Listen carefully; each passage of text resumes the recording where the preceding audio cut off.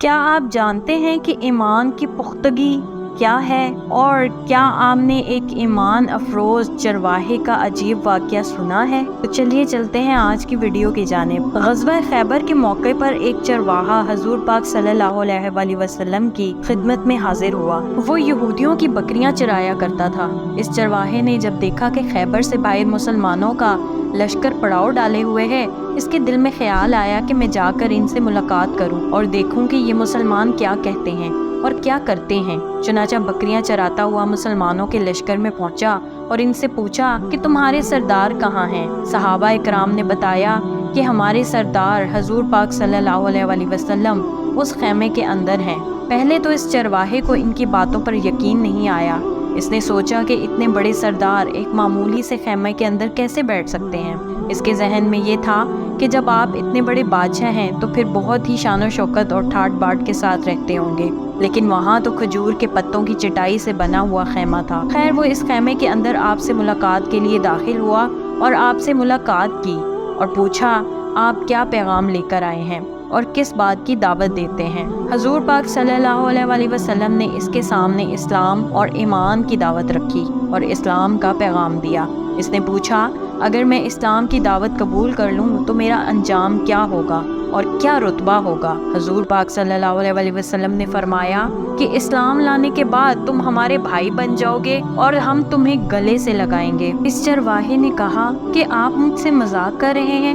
میں کہاں اور آپ کہاں؟ میں ایک معمولی سا چرواہا ہوں اور میں ایک سیاہ فام انسان ہوں۔ میرے بدن سے بدبو آ رہی ہے۔ ایسی حالت میں آپ مجھے کیسے گلے سے لگائیں گے؟ حضور پاک صلی اللہ علیہ وآلہ وسلم نے فرمایا کہ ہم تمہیں ضرور گلے سے لگائیں گے اور تمہارے جسم کی سیاہی کو اللہ تعالیٰ تابانی سے بدل دیں گے اور اللہ تعالیٰ تمہارے جسم سے اٹھنے والی بدبو کو خوشبو سے تبدیل کر دیں گے۔ یہ باتیں سن کر وہ فوراً مسلمان ہو گیا اور کلمہ شہادت پڑھا۔ پھر حضور پاک صلی اللہ علیہ وآلہ وسلم سے پوچھا کہ یا رسول اللہ اب میں کیا کروں؟ آپ نے فرمایا تم ایسے وقت پر ایمان لائے ہو کہ نہ تو اس وقت کسی نماز کا وقت ہے کہ میں تم سے نماز پڑھاؤں اور نہ ہی روزہ کا زمانہ ہے کہ تم سے میں روزے رکھواؤں۔ زکوٰۃ تم پر فرض نہیں ہے۔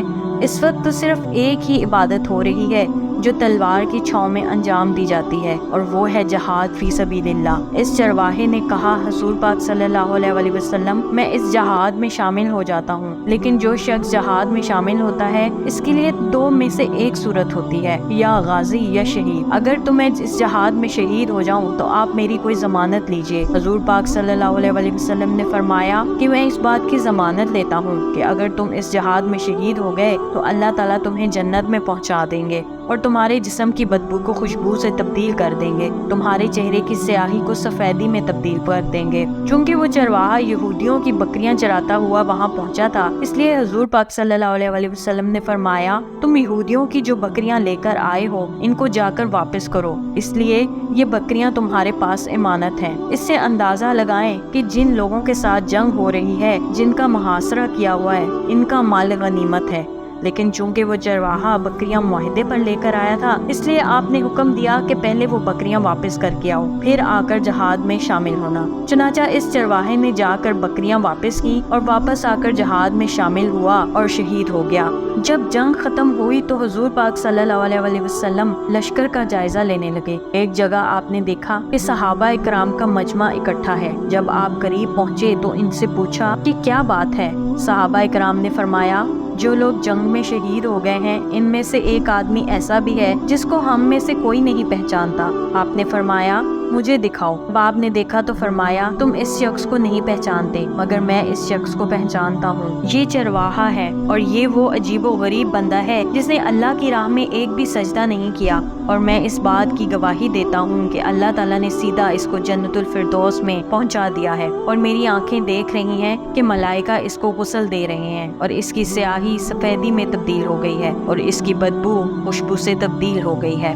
حاصل اندازہ کیجئے اور دیکھیے اگر کچھ عرصہ پہلے اس چرواہے کو موت آ جاتی تو سیدھا جہنم میں چلا جاتا، اور اب اس حالت میں موت آئی کہ ایمان لا چکا ہے۔